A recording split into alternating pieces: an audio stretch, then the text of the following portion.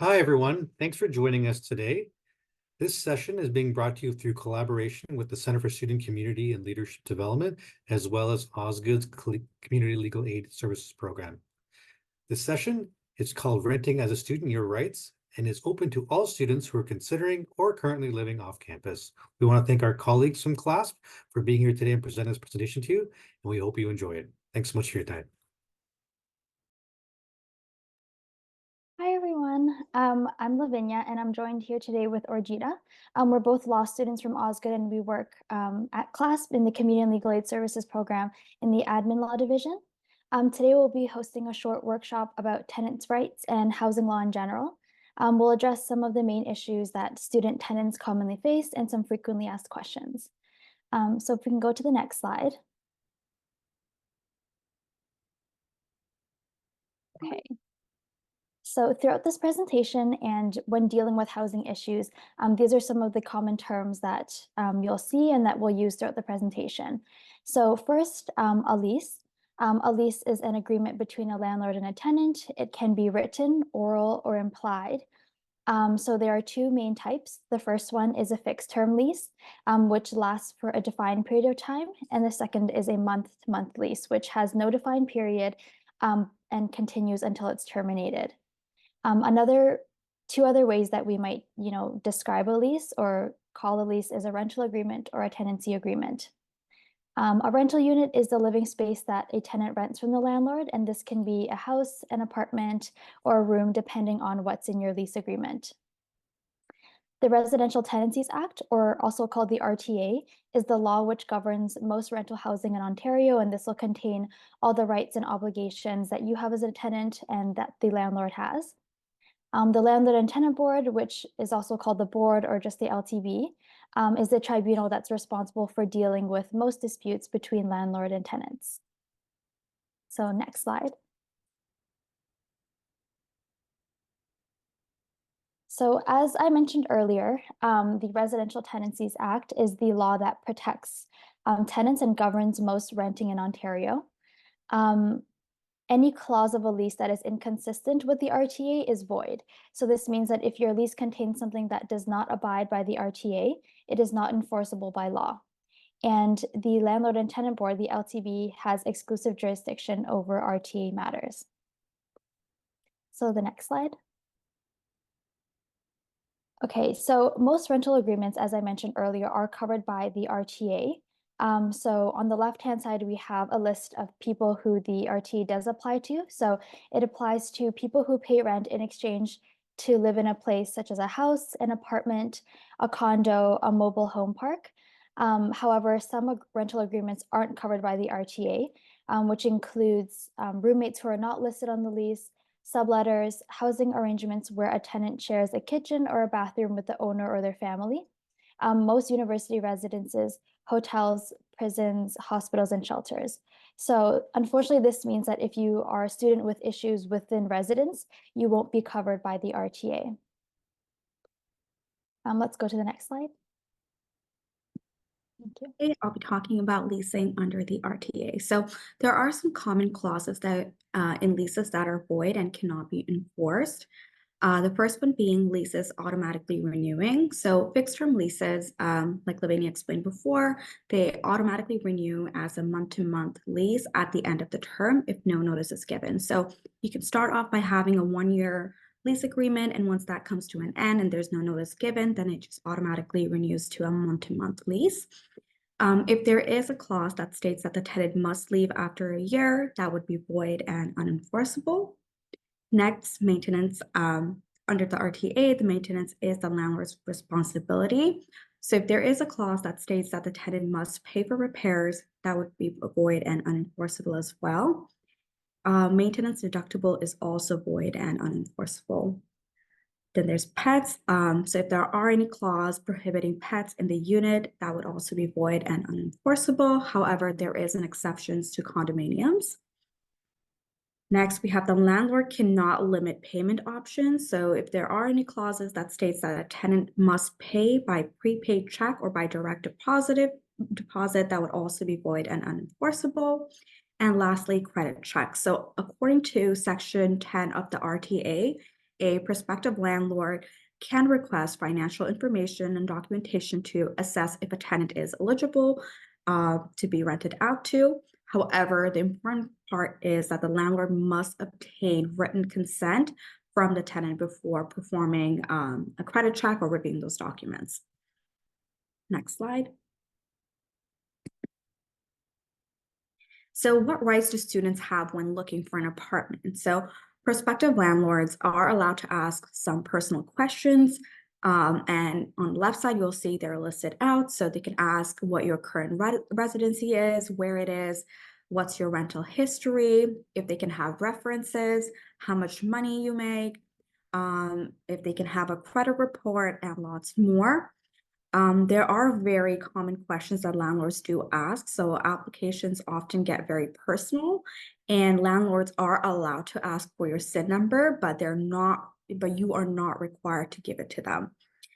They're also able to conduct a credit check using other information that's provided. So landlords cannot, however, discriminate against you under the Ontario Human Rights Code. It prohibits the landlord from discriminating any tenants based on their race, ancestry, place of origin, ethnic origin, color, citizenship, creed, and the lists. You'll see the list that's on the right side. And if also there are any evidences that landlords reject a rental application for one of these reasons, then the Human Rights Tribunal of Ontario can award compensation to the tenant. Next slide.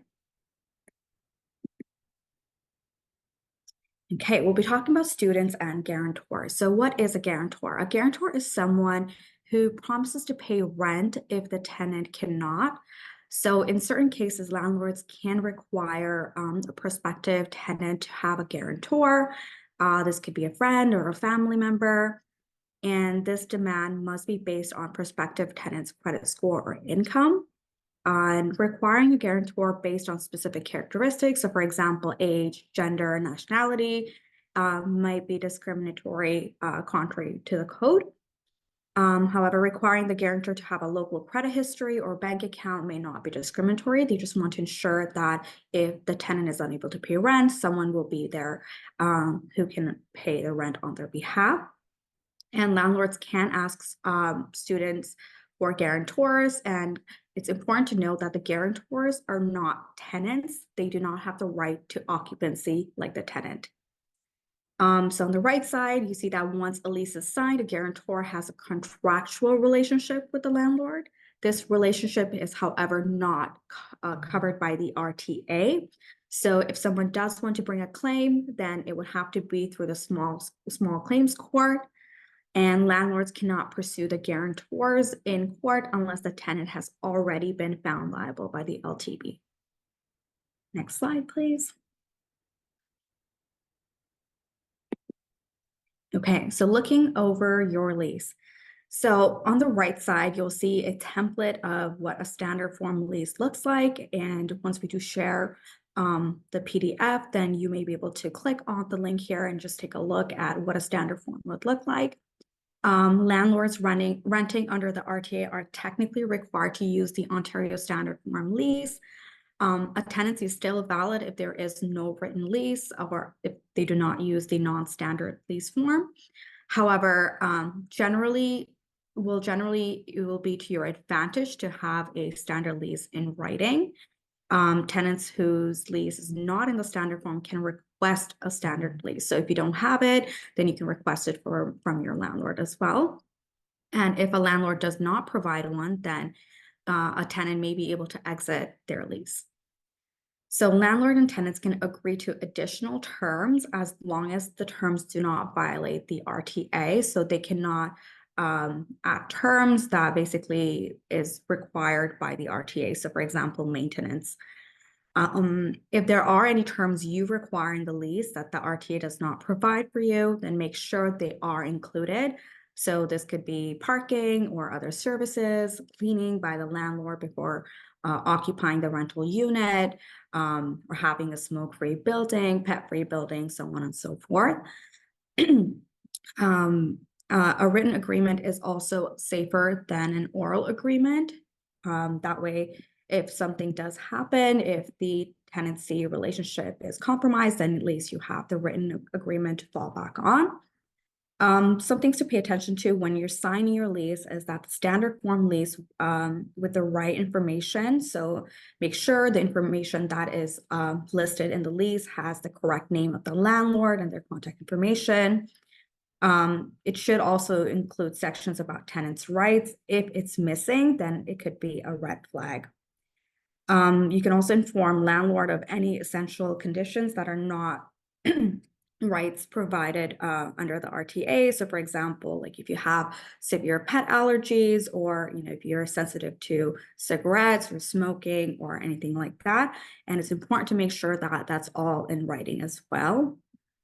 And then when you are signing the lease, or before you sign the lease, it's suggested to visit the apartment or send over a friend to review the apartment and make sure everything's in order.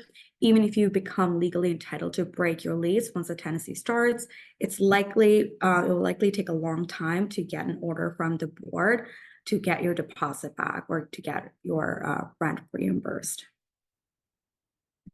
Okay. Next slide. Okay, so now we can go over what type of deposits your landlord can ask you for. So it's legal for the landlord to ask you for a deposit equal to the last month's rent, and it must go to the rent for your last month. So typically when you first move in or when you sign the lease, the landlord will ask you for your first and last month's rent. They can also ask you for a key deposit, which is equal to the cost of a key, but they cannot use this to collect a safety deposit, and they can also collect fees for NSF checks. Deposits that are illegal for the landlord to ask you for are deposits for damage, safety, cleaning deposits, demanding post-dated checks or direct deposits, and making you prepay rent. You can offer to prepay rent, and if you do offer, the landlord is allowed to accept. But be careful, because a lot of realtors will pressure or encourage international students to prepay rent for the full year. And just be aware of this, because it'll make it more difficult and potentially more complicated for you to get out of your tenancy. Another frequently asked question is whether or not you need tenant insurance. So a landlord can require the purchase of tenant insurance as part of your lease. And when you do buy this tenant insurance, you'll want to consider the different types, such as liability insurance, which protects you against claims from damage or injury to others. Other types of insurance are insurance for your personal belongings, sewer backup, and it's important just to make sure to check what your policy covers. Make sure that you do research before purchasing your tenant insurance. Call more than one company to compare prices and check to make sure that the company is reputable. But just remember that tenant insurance, or the lack of it, doesn't excuse landlords from their obligations under the Act. So they still have to follow what is explicitly written in the RTA.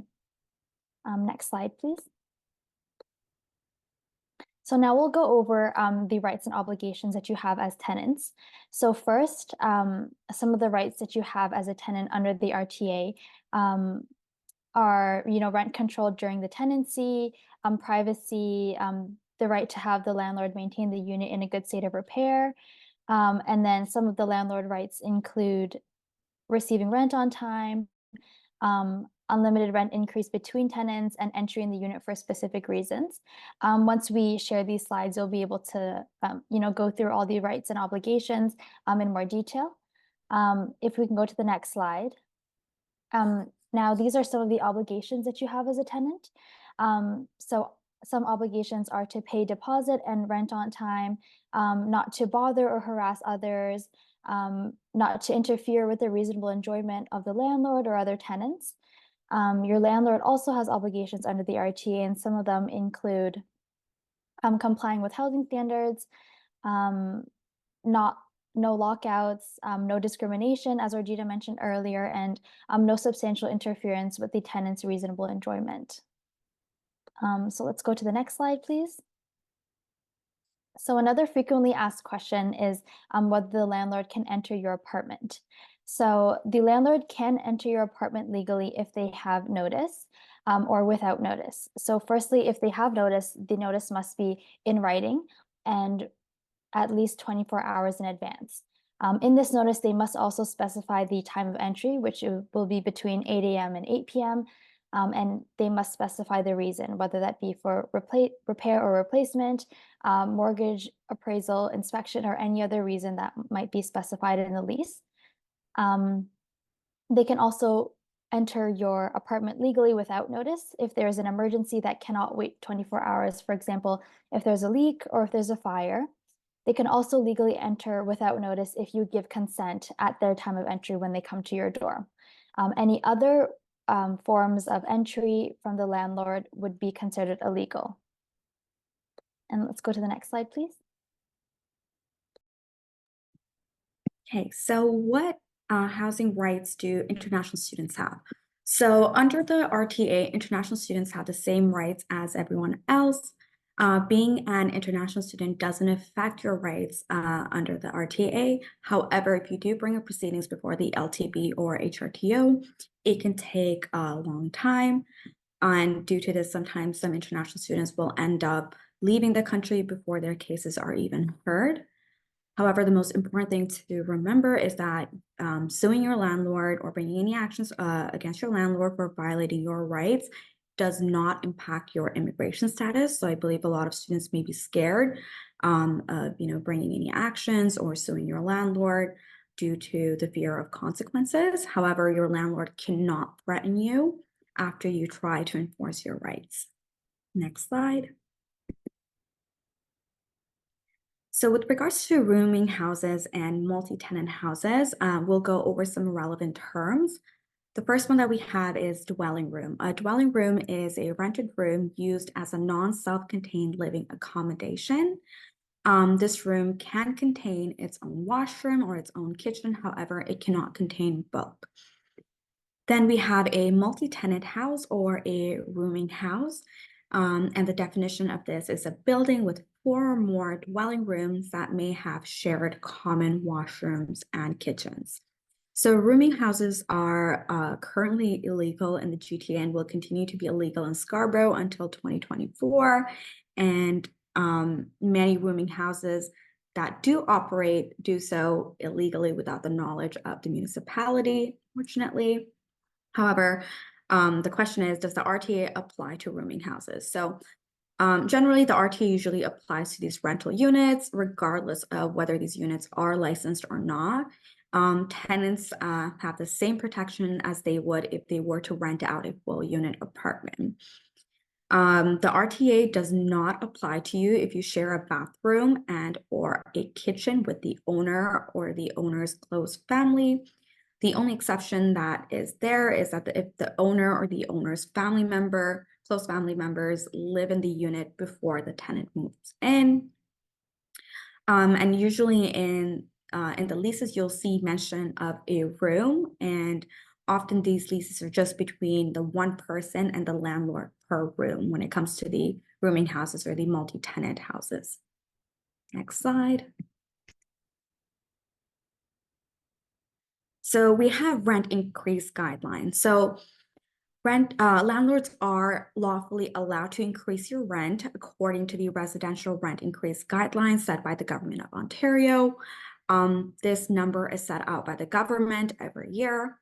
Usually rent for a residential unit cannot be increased 12 months after either A, the last rent increase, or B, the date the tenancy begins. The landlord must also give tenant written notice of a rent increase at least 90 days before it takes effect.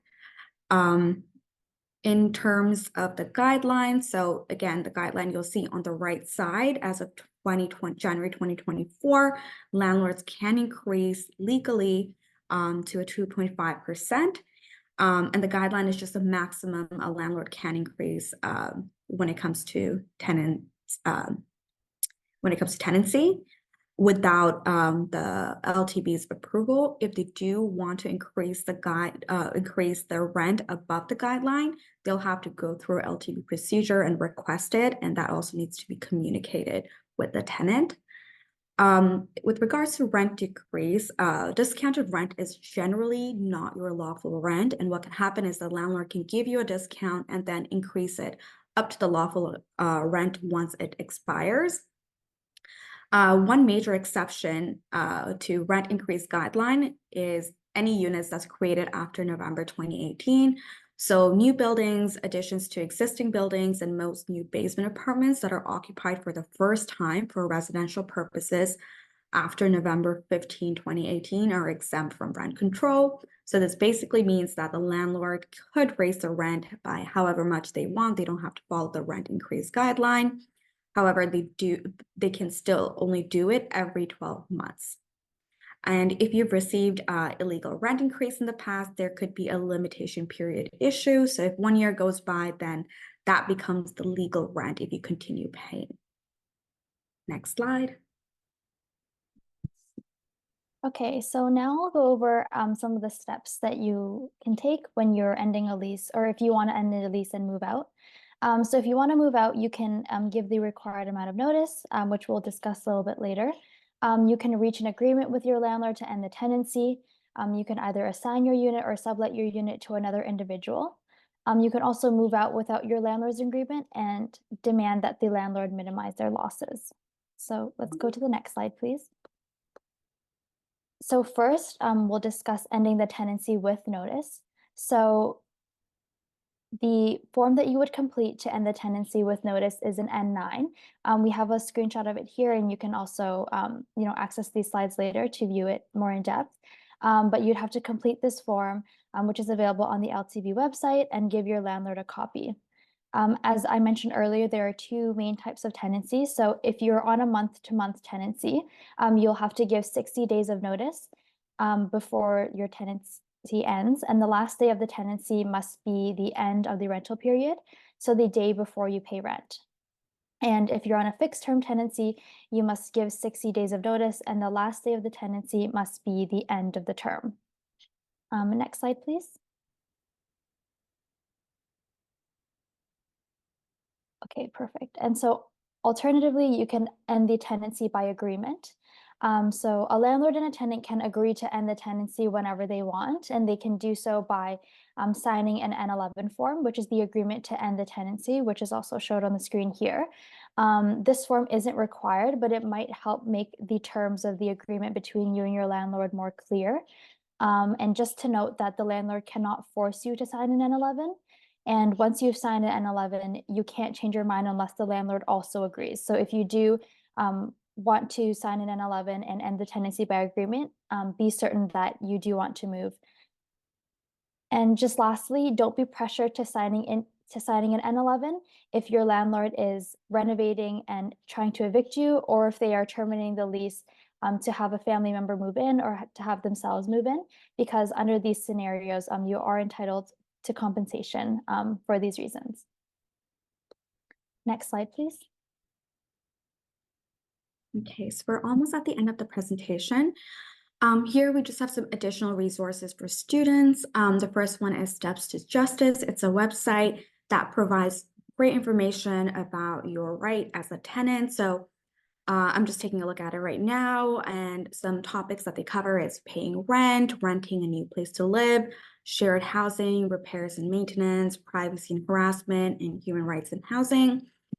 And then you have the Community Legal Education Ontario, CLEO. It's also a really good guideline. They have information about your rental rights and how to navigate tenancy issues. And then the last one is Community and Legal Aid Services Programs, which is us. You can give us a call if you do have any questions or if you require our services. It's also important to note that depending on where you live, there may be a community legal clinic near you. So a good thing, kind of key trick that I like to do is just search up Legal Aid Ontario clinic near me and then put in your postal code. That way it can provide your nearest legal community center. And most of them, at least what I've seen so far, do practice housing law. But if not, then again, you have us. Next slide. So here are some best practices, just in general. So before renting out a unit, it's advisable to view the unit or have someone else view it just to make sure everything is in order. And then taking detailed pictures of the condition of the unit before you move in and also before you move out. And then the one that's very important is know your rights. So the information that we're sharing today, as well as the information on Steps to Justice and Clio, are great examples and resources that you can use to know your rights as a tenant. And then ask questions, ask for reasons, and get everything in writing. I think that's the most important part here, whether it's a lease agreement or whatever it may be. I think it's really important to get everything in writing, because you don't want to run into any issues of he said, she said. And then next we have be aware of risks of prepayment. So in case you are making a prepayment, like Lavinia mentioned, a lot of international students kind of get coerced into making prepayments for up to a year. So that may come with a lot of risk. And if you do want to end your tenancy, or if you do want that money back, so just be aware of the risks that come with it. If you are presented with an offer, take the time to think about the offer and all the terms. If you have any issues, raise those issues with your landlord as soon as you can, and also in writing, and keep all communications and then get time-stamped photos and evidence. These can come in handy if you do wish to proceed any legal proceedings, and that way the evidence is quite helpful. And then write down names of the landlord, the witnesses, or anyone that's involved, as well as gather all relevant information in case you do need it. So again, the landlord's legal name, address, contact information, perhaps even their banking information. Yeah, so those are just some general tips that students can use in all situations. But if a student is in a tough situation and they're being bullied by the landlord or the agent, try to get everything in writing rather than having conversations over the phone. Okay, next slide. Okay, and this is just how to access our services.